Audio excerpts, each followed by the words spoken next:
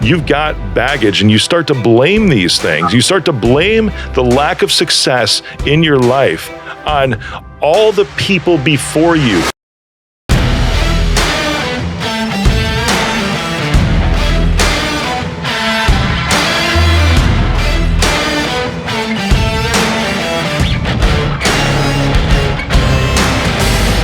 Here we are. Hey, we're just talking. Chris, hi, Chris. Welcome to All In with Rick Jordan. This is the weirdest intro because it's like we just start talking and here we are talking about scotch. Dude, I'm excited to be here, Rick. And I'm like, look, another Scotch connoisseur. I went from that to bourbon to now tequila. So yeah, I like that. I saw that in your portfolio. I was like, whoa, I like this. I love it. How in the world did you transition from scotch to bourbon to tequila? Because bourbon to me is like I love sipping tequila, love scotch. Bourbon is kind of like a lesser form of whatever for me now. You know, it's funny. I get asked that question a lot. I think it goes like this. It goes by the Yelp model. All my buddies started like moving into these different trends and I just kept following them. It was like whatever anybody was serving at their house. And I just started like liking different stuff like tequila. The only thing I thought about tequila is when we were like in high school and people give us the Jose Cuervo, really nasty stuff. And we drink that. That's the only thing I knew. But now there's a whole nother level of tequila like Clase Azul, Casamigos. And I'm actually enjoying that. It's kind of different once you start making a little bit of money. You can actually afford some of the nicer tequilas. You don't have to do the 151 and all the other stuff that we did in college. Oh my God. I did a shot of that one time, man. It was like, the burning. Dude, that's what we need for COVID, right? That'll just kill it right away in your lungs. Done. Yeah, I think if we just did that, I think Pfizer came out with a new, 151. We'd all 151. Pfizer 151. Nice. That's fantastic, man. So the sipping tequila, we're going to talk about all the cool stuff with Pure Romance and everything too. But this is just how we start. This is like synergy right from the beginning. I love it. Hey, listen, you're an Illinois guy. I'm an Illinois guy. I was born in Naperville. I saw that. I was like, wow, they're in Chicago. Sweet. Yeah. Kind of cool. I was up at, I just played Medina the other day and I played Chicago golf the other day, which was nice. I'm a golfer and I love that. So maybe that's where I also got the scotch. After a good round, you have a little Macallan, you were good to go. You do, right on. And I started getting into golf a couple years ago before I got really sick and I haven't played since, which is tragic, right? I ordered brand new custom set of pings and tailor-mades and then I was out just a couple of times and then that was it. But in that point, I'm like, I'm going to get really, really good because I need to do deals on the golf course. This was like 7 years ago, right? And then, but I started realizing that I really loved after the front nine stopping in the clubhouse. That became my favorite part. Yeah, I tell my wife all the time, I played golf. The first 18 holes is for practice. The 19th is when I get serious. Right. Oh, I love it, dude. I love it. So you're from Naperville. That's awesome. I'm in Frankfurt. So whenever people talk about Chicago, well, first off, it's funny because if you're in Florida, even this time of year, I was just there with my son this past weekend. They're like, oh, it must be a lot warmer here, with the cold up there. I'm like, it's freaking August. I'm like, it was warmer in Chicago the other day than it was here. Yep. I'm in Fort Lauderdale right now dealing with some things down here for business. And I left Cincinnati. It was 94 degrees yesterday, humid as heck. And I get down here, this is actually nice. I called my wife this morning and she goes, how hot is it down there? I'm like, not as hot as it is in Cincinnati. So, so like the reverse is opposite then too. That's what you're saying. That's what you're telling me. Yeah. But yeah, I love in Chicago, I love the western suburbs. I love the southwest suburbs where I'm at. I always talk about the three most sought after suburbs, which is Frankfurt, Naperville, like you said, too, and then Hinsdale are some of the ones where people just kind of settle, when they have some kind of success in their life and they want good schools. And it's just some of the places that really, I appreciate this, the places that really take care of the surroundings, like of the downtown areas. I love downtown Frankfurt. I love downtown Naperville. I love downtown Hinsdale. Dude, it's just beautiful. Yeah, I just went to a place that you guys have. I can't remember where it was, a GME and I don't know if it was in downtown I can't remember exactly if it was Naperville or one of the other suburbs I was in, but I love the little downtown, what they've been doing there. I love to see that. It's kind of like, I'm in downtown Cincinnati and we're trying to kind of come back from this whole COVID. I mean, town's been, destitute. Nobody's been there. Nobody's been anywhere. So it's, a lot of people downtown are trying to kind of get back in there and resurge that market. We don't want to lose our downtowns. That's for sure. Yeah, right on, my man. There is a lot that's kind of trickled down and then starting to come back too. I'm curious too, because there's been a lot of people at home over the past year and a half, right? How has that affected Pure Romance? My guess is that thing just like freaking skyrocketed, right? It's kind of interesting because in March of 2020, I was really nervous, right? Because we were very much in home. That's all we did. It was very in-home events. Somebody would come into a home. There'd be 10 or 15 women there. One of our partners would come in. They would do a presentation, and then there would be private order, right? That's because everybody wanted to keep everything confidential. And the moment that we started hearing that there was going to be a lockdown, man, I'll tell you right now, I started panicking because we had a group of partners that were like, we don't know what to do online. How do we transition digital? And it's amazing to sit back and think from March 23rd till April 1st, they figured it out. It would have taken me 5 years to do what we did in 7 days. And it was because out of necessity, because I say the most desperate, you will always find an answer to. The most desperate always will come up with a solution. And that's exactly what happened. So they had to transform the business. And from that point, April 2020, up 58%, May of 2020, up 118%, June of 2020, up 120. So we just started ramping, and it was quickly, and we didn't do one in-home party, not one home in event, but it was really this, what people I think need more than anything is they need certainty. Like I had to just go on every day, every morning at 9 o'clock and every night at 8 o'clock, I was basically broadcasting to our 41,000 partners. Look, here's the deal. If you do these following steps, you're going to be okay. And that's what people need. People need to know things are going to be okay. They need certainty. It's a human need that we all go through. And I think that's what really kind of led us to having, 100% increase in 2020. That's incredible, man. So you have 41,000 partners. I did not know that you had that many. That's incredible, because I know places like, the Pampered Chef and all those, obviously it's very different industries, but same type of sales model, right? The in-home whatever's. I know they suffered tremendously because that was, what do? You try the food, right?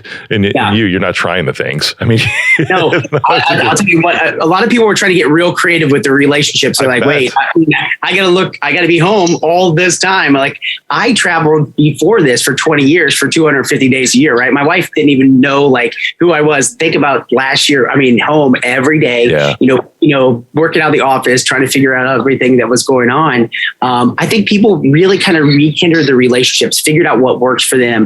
And I think too, that they started kind of getting more exploratory in their relationship, which was also something that really kind of sent the industry kind of skyrocketing at that time. What else? I mean, you were done with Netflix in 1 month. You've seen everything. You watched The Lion King or whatever the Lion guy. You're going back to binge watching Breaking Bad from 5 years ago. It's like, well, I guess I could watch this again.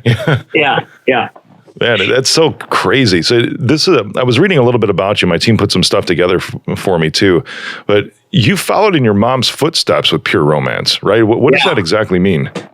So, it was interesting. In 20, growing up as a kid, my mom started this in the basement of her house in 1993. So I'm going off to college. She started in the industry in 1983.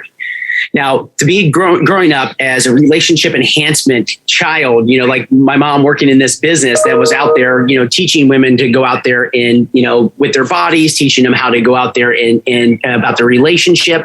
All of that stuff was, important. I never thought I would ever be going into this industry at all. And I ended up working for a publicly traded company out of college down in Atlanta, Georgia. My mom came to me and said, hey, I really want to go out there and grow this business. I think I have something. I said, Mom, here's the deal. I'm working for a publicly traded company, moving up. I make more than you do. And there's not a prayer in Vegas that I'm going to come back. I will get a job nowhere in the world if I'm selling sex toys. There's not a chance. I mean, this is 2000. And, lo and behold, we sat down, talked, we worked it out.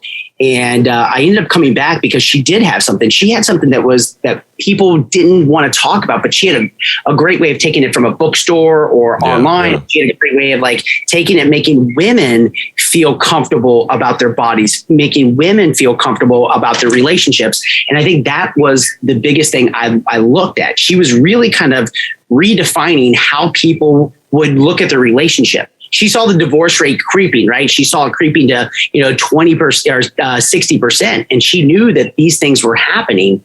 And she said, look, I don't want more people to go through divorce like I did. I want them to be able to have communication in their relationship. Because if communication breaks down, it's over. If sex breaks down, done. You're even toast. Yeah. So we were doing $1 million in 2000 when I came back. And I'll never forget this. I came to her office the first day and come back from Atlanta. I'm like, all right, what's our growth strategy? She said, what do you mean our growth strategy? I sent your ass to college. You need to figure this out. Like, I need you to figure out how we're going to grow. This is on you, kid. Okay. I'm like, oh, okay, great. So I come in and I put a plan together. There was this company called Barbizon Models. Maybe some of you guys know about it or whatever. They would go around the country looking for the next guest gene model. They would go around the country looking for these people. And this ad came on the radio and said, hey, come meet Philippe, photographer of the stars. You could be the next guest gene model. Come out to the Sharonville Holiday Inn and get your pictures taken by him and be in Chicago or California next week. So I'm like, is there anybody that's out there doing this? I go to this Holiday Inn off of 42 right by where I live. And there was hundreds of people that were looking to be the next guest gene model. So here I am. I have 5 cups of coffee that night. I'm like, oh my gosh, I got it. I'm a marketing guy. This is brilliant. And I come into my mom's office the next day and I said, hey, here it is. Come meet Patty Brisben. Take your steps in making your dreams come true. Own and operate your own pure romance business today. Get started. Come to, and I gave a hotel and I said in St. Louis. My mom goes, that is the dumbest idea I think I've ever heard in the entire world. Why would you even want to come meet me? I'm like, Mom, look, you were like the Nike swoosh, the Mary Kay. You're exactly what this industry needs. And we need to go out there and we need to tell people about it. So I remember we spent $30,000 of money. We had $33,000 in the bank. I don't know if I was dumb or naive or whatever at this time. And I'll never forget my mom coming to me and saying, you know, Chris, hey, listen, what I will tell you right now is we're going to take this chance. We'll do it. Well, we ended up going to St. Louis. We brought in 2 people that time. And that's where the ball started rolling. We were only bringing in 2 people a month. We brought 2 people in that time frame. And literally our business went from $1 million that year. We went in a U-Haul. We went from city to city to city. We went in a U-Haul for 3 years. We went from $1 million to 4, 4 to 8, 8 to 16, 16 to 32. And now we today do over $350 million in revenue. And that's the thing. Like we didn't come home, man. We lived on the road. We traveled. We were helping entrepreneurs really own their business. But think about that. I go back to people all the time. If I didn't take that chance, if I didn't take that risk, where would I be today? That's part of the gap that you see in a lot of entrepreneurs, because a lot of entrepreneurs are just I would just say they're business owners. That's about it. You know, it's playing it safe. It's creating little incremental growth strategies. That's about it. Making the living. You know, the SBA even said, this was 2 years ago, man, when I spoke at Harvard, I pulled this up and I was like, my God, why is it that most small business owners still only bring home between $60,000 to $80,000 a year? You know, the freaking owner with all the weight and the responsibility and pressures of people and clients and everything. It's not worth it if you're doing that. Go work for somebody else if that's all you're going to do. I'm in total agreement with you. I see this all the time. I see too many people want to play it safe, you know, and I think that that's the biggest misnomer is like, look, I didn't know that I was spending $30,000 at that time and be one of the best decisions I ever made. Yeah. But I think it goes back to the same thing. I make those decisions now all the time. You know, we just spent, $4 million in a rebranding campaign. Everybody's like, why are you going to rebrand? Why are you spending that money? Because if we don't spend that $4 million, you know what? How do we get to the next 400 million? Yeah, how do we get to that? I'm not playing for it to stay where I'm at today. Yeah. And too many people are like, oh, I'm making 60 grand. I'm good. Yeah. Well, that 60 will start chipping away with inflation. That 60 will start chipping away with all the other things that you're going to get on. And you might as well go work for somebody, be able to get off at 5 o'clock if you want to go make 60 or 70 or whatever thousand. That's just my belief. Right on, dude. I appreciate that you also own your decisions too. And I'm very similar this way, as when a decision is made, there's no second guessing it at that point. It's all in. It's moving forward as if it's already been accomplished. Whether it's going to be failure or not, who freaking cares at that point? But you're proceeding as if the outcome is going to be exactly how you intend it to be without ever looking back behind you. You know, it's so funny. When I saw the name of the podcast say All In, I was like, dude, this is going to be my guy. I like this. Like, I am down with this because I am a firm believer. Best piece of advice. I'm working, like I said, for this publicly traded company. I'm getting lunch with the CEO. And he goes, before I left, he goes, I'm going to give you one piece of advice. I said, what? He goes, whatever you do, whatever you go, if you're in a legal battle, you're in a deal mode, you're in like growth mode, marketing mode, whatever you're in, as long as you're the last person at the table, meaning you're pushing all those chips all the way in, you got it. You're the last person at the table. you got to beat everybody, because what everybody's going to sit back and go, you're the most confident person at the table. And that is by going all in. You're saying, look, this is what it is. I'm going to work every hour. I believe in my decision. I believe in the people that I'm surrounding me with. I believe in this deal. I believe in the marketing message that we're doing. Most people, the problem I see with them is they don't believe in anything. And the one thing they don't do is they don't believe anything into themselves. Like, you hear this whole thing, Rick, and you've probably heard this all the time. I cannot stomach when I hear people go, you got to fake it till you make it. No, dude, you got to believe it till you become it. Don't fake it till you make it. I hate when I hear you got to, like, that is like, no, once you start believing in stuff and believing in yourself, those chips are going all in. Let's play the game. Yeah. It's so awesome too. The power of just being able to say, like, I'm going to be this, or really it's more like I am this in the present moment, even if you're not already. Yep. Because it will take place at that point. I love that, because I've heard the fake it till you make it all the time, man, but believe it until you become it. Yep. That's incredible. And that inward focus on yourself is the toughest part of that too. Yeah. And I think that's where, somebody asked me, why am I writing the book, right? Why did I go into The Secret Is You? Why did I do this? And, I tell people I've worked with 250,000 entrepreneurs, women business owners over the last 21 years. And the biggest thing is, during COVID, you kept hearing people needing a side hustle. They are going to start their own business. And to be honest with you, so many businesses fail today, right? 80 to 90% of them fail within a year or even 2 years. And the biggest thing that they don't do is they don't believe in the main product. They don't believe in themselves, right? They believe in, like, they think, oh, I'm going to be selling this and that's going to be it. Or I'm going to be selling, this nice, whatever widget that they're selling. I'm like, dude, the product is never what you're selling. The product is you. You are the product. And until you understand the secret of my success, and people are like, man, how do I get this? Or how do I, you got a yacht, you got a plane, and all this other stuff that you have. They see me today, right? They see me what I have today. And they're always like, oh, it's amazing. You're so lucky. First of all, I'm not lucky. I worked my ass off to get where I am. But I also understand one thing is that the secret is I've got to believe in me first. I got to believe in my schedule. I got to believe in what I'm doing. Am I taking care of this person? Because I didn't want people coming out of COVID thinking that starting a business was easy, because it's not. Until you actually understand the thing you got to get right first is not your product. It is you. You've got to figure out you. You got to lead you first. You got to understand you first. You got to see where your deficiencies are first, and you got to figure out what is that you need to continue to grow to start your business. I need like a siren or something, man. Your mic drop moments are incredible today. I love that you're bringing it. Well, hey, you said all in. Yeah, it's just straight truth, though. And that's what, there's no, you're going to really get me going and get me frustrated with some things, because you mentioned some words in there, right? And there's something that happened, a year and a half ago when I think it was 2 years ago now when my book came out, and that word that you said, luck, came up in a conversation with a friend that I had, a newer friend that I'd only known for maybe about a year or so. And he goes, man, he's like, your book came out, you're doing all these media appearances, man, things are just going really well for you. You're really lucky. I'm like, I look down at him, I'm like, what? I'm like, do you know how much I'm traveling? Do you know the hours that I'm putting in? Do you know the 10 years before this is what was invested to get me to this point, and now I'm actually stepping out? Look down, but I was compassionate. I was nice. I'm like, dude, I don't believe in luck. I'm like, what's going on right now, what you're seeing is momentum from the past 10 years of effortlessly investing in myself first, just like you're saying, Chris, which then spills out into everything and everyone else around me.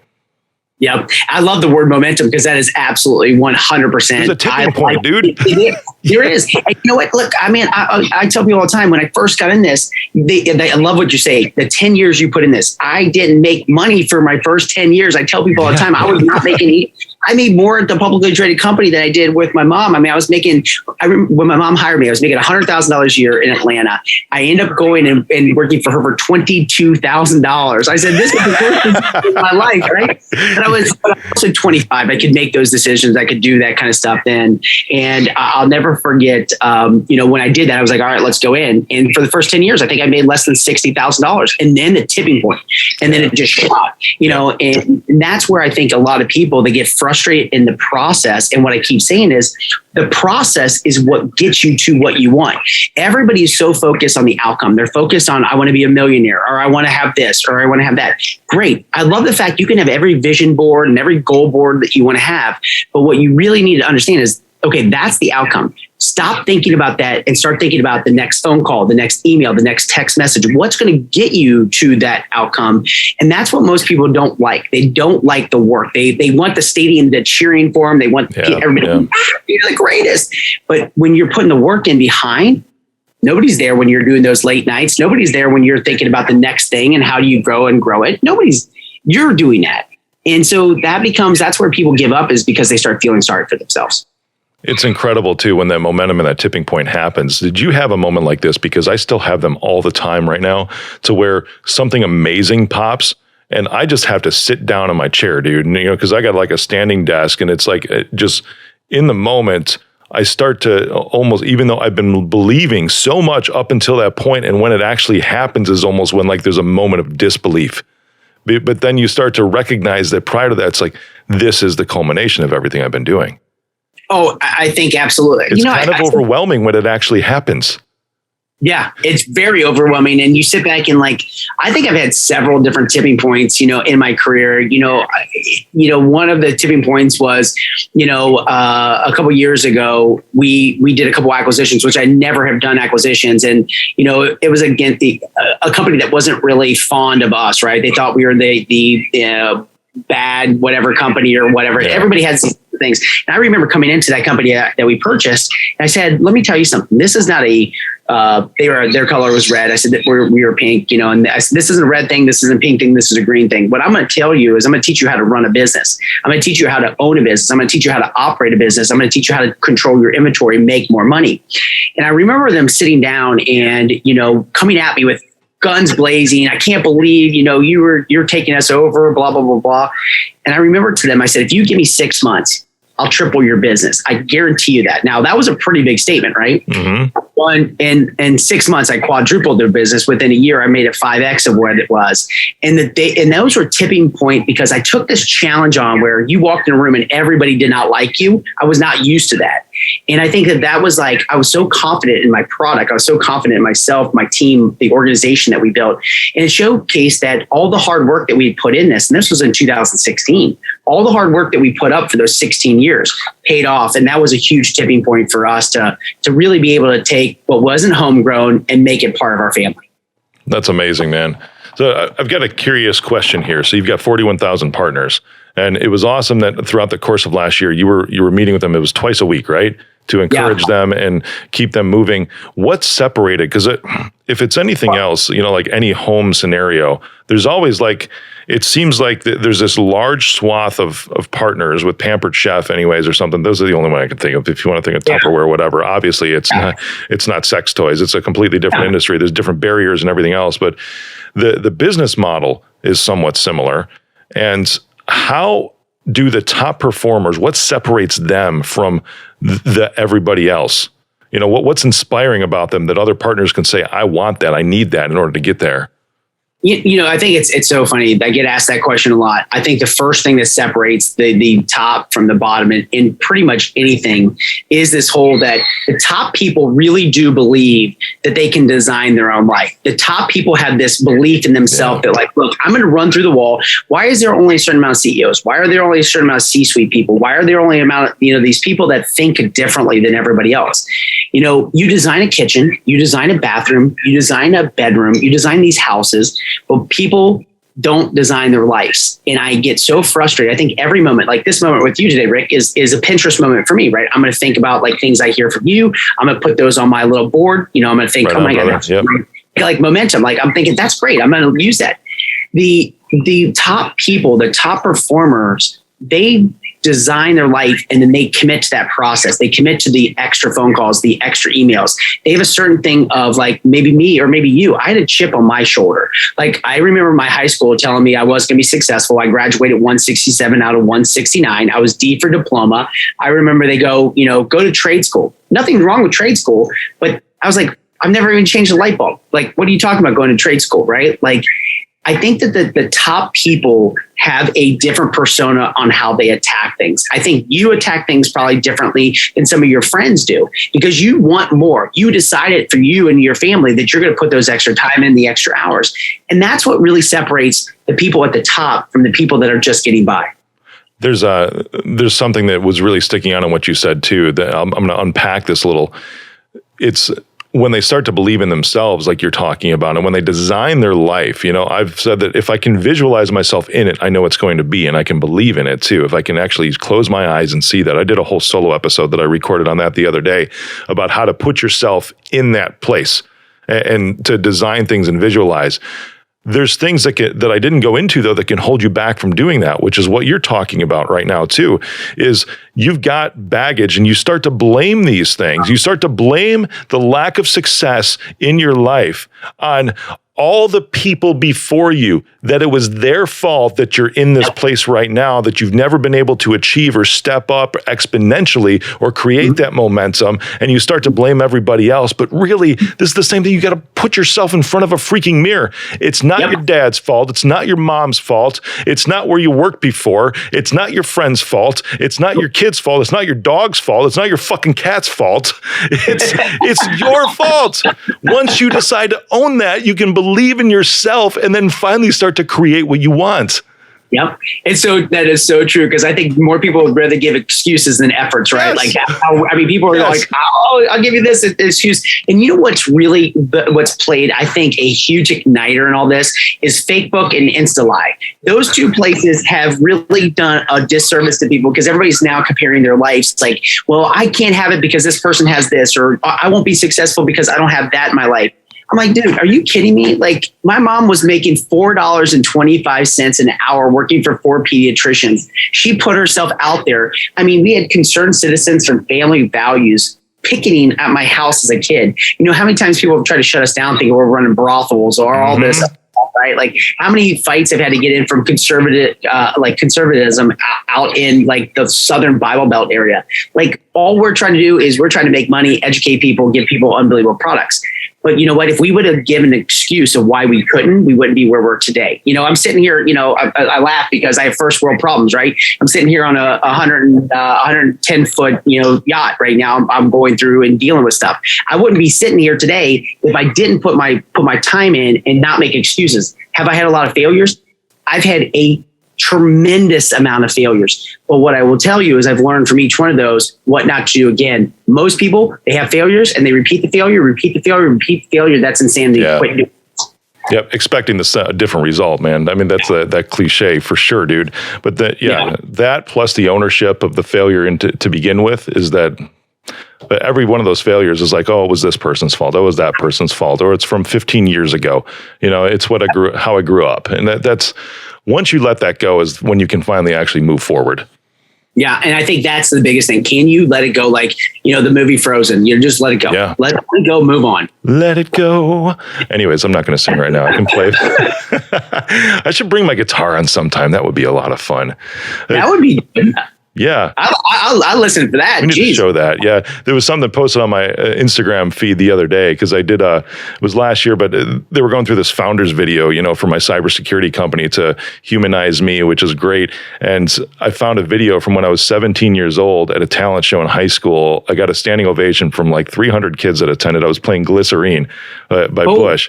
Yeah. Yeah. But then I have guitars hanging on my wall. I got one signed from Head from Korn, Brian Welsh that's up there. But then I got the other one I met him in my car one time through a mutual friend. He's like, hey, that guitar you got hanging on your wall? Come meet me here in 20 minutes. I'm like, why? It's like, just trust me. Just come bring it. So I get there and there he is standing because they'd known each other for a long time. But in this, I grabbed my dad's guitar, which is hanging on my wall, and acoustic. I just popped up my phone right here in the studio and played Glycerine again because I'm like, I need to show the contrast. Like 24 years later, and I started playing. I'm like, I still got it, baby. I should bring it on. It's cool seeing that progression though, right? Yeah. Because even in that moment, what we're talking about, at the age of 17, I created what I wanted. And I remember in this talent show that, you're only supposed to have one slot. That's it. Everybody else in the show had one slot. I had 3, dude. Because I went up and I asked for these things. First, I was voted on by the choir to actually as one of the student conductors. So I conducted the entire choir, which was incredible. Then I was like, can I, play my guitar too? And he's like, yeah, sure. That's cool. No problem. But then later I'm like, my brother who's 5 years younger than me, he's actually a pretty good singer. Can I bring him in and sing a song with him too? So it just kept going. So it's like I own the freaking show at 17 years old, dude. No, you designed it, and that's the deal. Yes. You designed it. You didn't know you designed it. And that's where I think so many people get off the bad start. They don't design it. And they think, because I don't think they think that they have the power to do it. And I think the power is you're confident. I already could tell when I first got on, I was like, dude, this guy's confident, right? You do that, you walk in, and it's just something. I always say the most confident in a room wins. I mean, that's just how it is. And I think that's true. I tell my kids all the time, I'm like, I want you to be smart. I want you to be book smart, but I also like you to be confident, because I think confidence is very key to your success. Not cocky. There's a difference. Don't be cocky. Yeah. Be confident. Yeah. There's an interesting point on that too, because I went through this with a coach a while back, and because traumas in my own life, coming from a religious environment, and humility. And I looked up the definition of humility too. Could you imagine? Because the definition of humility is a low opinion of yourself. A low opinion of oneself. And when you look that up, it's like, is that really, if you have any spiritual background, it's like, is that really what God wants if we're made in the image of him to begin with? Because I don't know where you lie, but it was just this weird contradiction. So some of that came up. But when it comes to being cocky, when I started saying things, I'm like, dude, I don't want to sound cocky. He's like, but you're stating fact. There's a difference. It's the intention behind it. If you're just stating fact and truth about yourself or about anything else, that's not arrogance or being cocky. That's just saying this is the way that it is, and you can back it up too. And then, but then you can go, and your intentions can be, I'll show you, or I'll teach you, or hopefully what I told you right now inspires you to be that way. So some of your top performers, man, I'm sure they take some of the others that are, below them in performance levels, are just starting probably underneath their wings, right?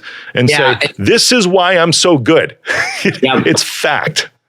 But you know what? And you said the one word, intentional. There's intentional leadership that's out there today, right? There's intentional decision making that you have to go through, and you intentionally want to help other people. I always say, like, one of our 10 things that we know to be true inside of our organization is that we seek to serve in all we do, right? I think service is like, it's a part. If you want something more in life, the more people I serve, that's why I keep saying 41,000. My goal board is how do I go to 82,000, right? That's that. I always feel the more I can serve, the more people I can help, the more people I can, be able to be there for, the more my life gets better, the more that their life gets better, because we're part of this community. We're part of a group of people who want to see each other grow. So I believe in being intentional with our leadership, our decision making. It's intentional of how, you and I got here today. It's like, look, we both were committed to coming here. We both were committed to showing up. You asked me to do this. And I always have this one thing. If somebody asks me to do something, which I appreciate you asking me to be on this. And by the way, I think it's amazing, your podcast. Thanks, but I will say one thing, is that if you're going to show up, show up. Don't give somebody your B game. Don't get in there when you're doing a sales call. Every time you're auditioning for your next show, every time you're auditioning for your next order, your next sale, your next whatever. I think so many people, show up, just how they're feeling for the day. I got this issue, I got that. Be intentional with every conversation, every meeting, everything that you do. It pays dividends, because people go, well, what do you know about that? Well, I've worked with 250,000 entrepreneurs, women entrepreneurs. Now, I will tell you how many millionaires I made? A lot. And so the issue becomes, now the question becomes, do you want to follow this game plan or not? Most people, the biggest question I say to them is, do you want to commit to the process where nobody else is going to cheer, nobody else is going to be excited for you, to get the outcome that you want? And the question that they have to decide is, how desperate are they? How much do they really want it? Do they want to put the time and energy into it? And what you find is most people think it, say it, but they never, like Nike said, just do it. Oh, I love that. Except for, oh my gosh, I'm drawing a blank right now. The joke's going to not be funny at this point, because it's the dude from Transformers. He put the helmet on. And he's like, just do it. Why can't I think of his name? Oh my God. Okay. See, it's dumb now. Now the joke's gone. I just lost it. That's okay.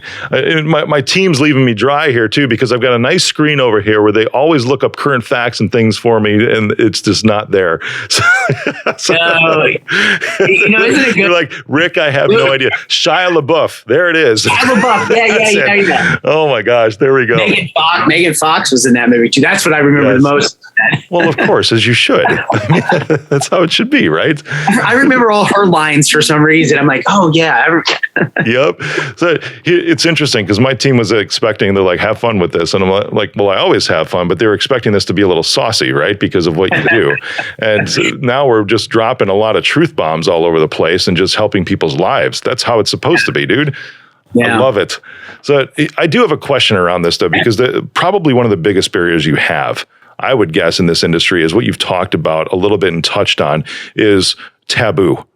Yeah. And helping people overcome that. You know, it's interesting with your model of the home party scenario, you know, the home presentations to make it more comfortable and everything. Because if you order something online from like Love Honey or whatever those other places are, it's always like, hey, discreet packaging.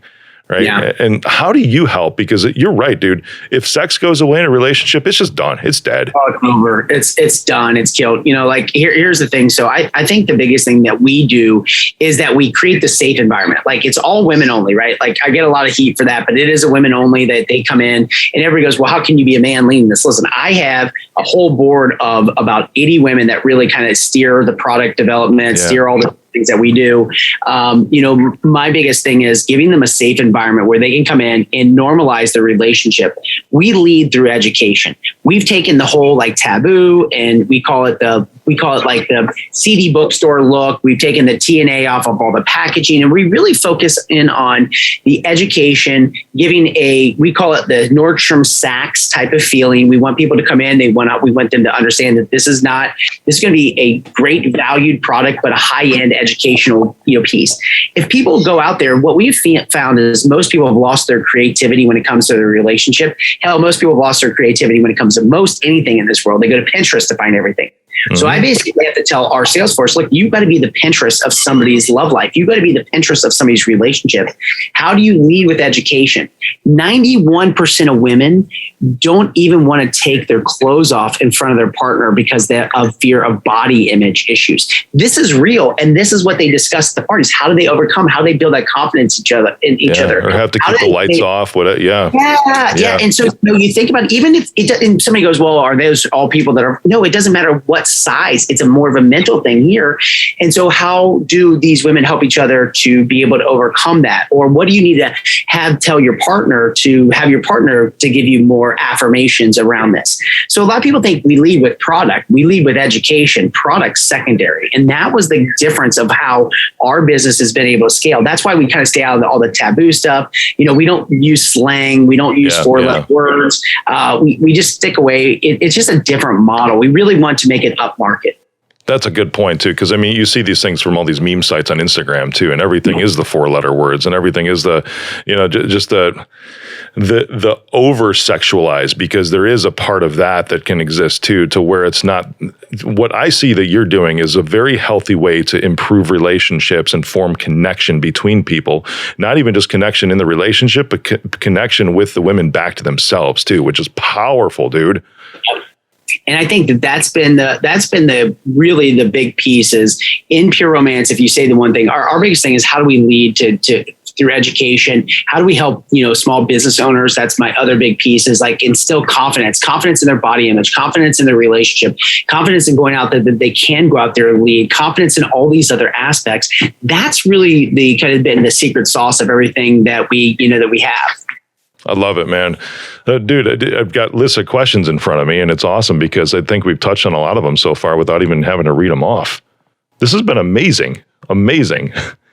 So, well, I appreciate it even being, listen, you got a great following. Your podcast is very well recognized. I think you've done a great job. And, I think that's the other thing too, is that, we got to show appreciation and recognition for people that are doing great things. Yeah. And you're doing fantastic stuff out there. And I know you probably don't like to hear the accolades because I'm the same way. I'm more of a pusher than I am a receiver, but it is true that we got to tell people, we got to celebrate people's victories more frequently. I appreciate that, my man. I appreciate what you're doing too. And likewise, I had to learn that over the course of maybe the past year and a half is to be able to accept a good compliment when it happens, because I think that's a good point in growth as an entrepreneur too, because you have to be able to look back and say, wow, I am making a difference.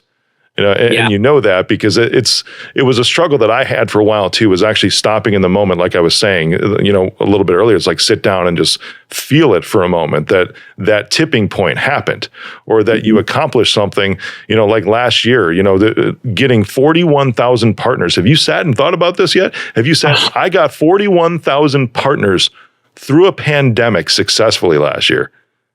Yeah, I sometimes, it was very challenging during times. I mean, like I said, every morning at 9 a.m. and every night at 8 p.m., I remember every day. It was every day, Monday through Friday, going there. And then, of course, trying to get people to want to come into a warehouse and pack orders or whatever. So I'd go in there on Saturdays and Sundays, make sure that the orders were out.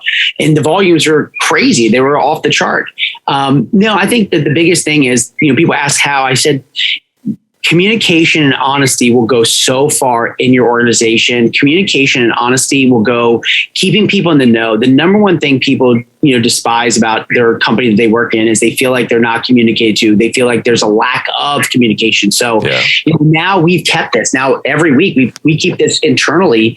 We would used to do a daily roll call. So at 9 o'clock, I'd have my 41,000 people. At 8 o'clock at PM at night, I'd have my 41,000 people get back on.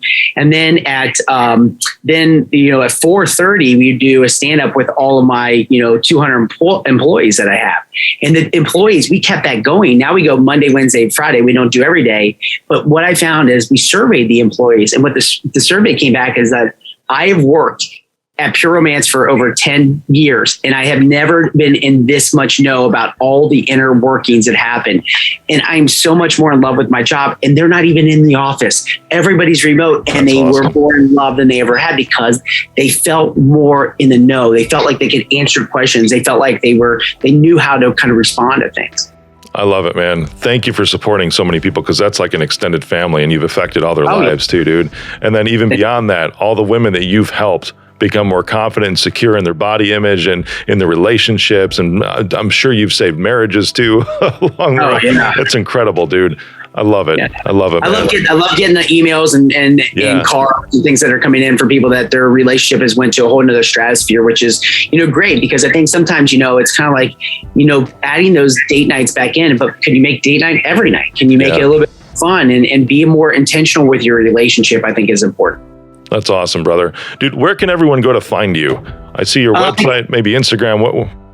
Yeah, you can find me. Instagram is just, go to Pure Romance. Official Pure Romance is our Instagram. PureRomance.com is where you can find everything. If you're interested in looking any of my stuff, it's just Chris Cicchinelli, Cicchinelli. I'm on Instagram, Facebook, and if you really want, you can get The Secret Is You, my book. That's got all of the stuff that I've done over the last 20 years of working with 200,000 plus business owners. Dude, can you do this? Because I'd love to buy 10 of those. And can you sign 10 of those for me? And I'd love to give them away for the first people to DM on this and say, hey, I need that. Yes. When the episode publishes. So if you're listening right now, all you have to do is go to my Instagram account, Mr. Rick Jordan, just DM me and say, I want The Secret Is You, because I just listened to Chris. We'll send you a signed copy from Chris. Is that cool? 100%. I'm down. Brother. Sweet, brother. I appreciate everything you've said today, everything we've had some fun with. And I want to go have a drink with you now. I'm in. First of all, I'm down. That was the first thing that was on my mind at 10 o'clock this morning. Yep. That's awesome, brother. Thank you, man, for coming on. Appreciate you. Thank you.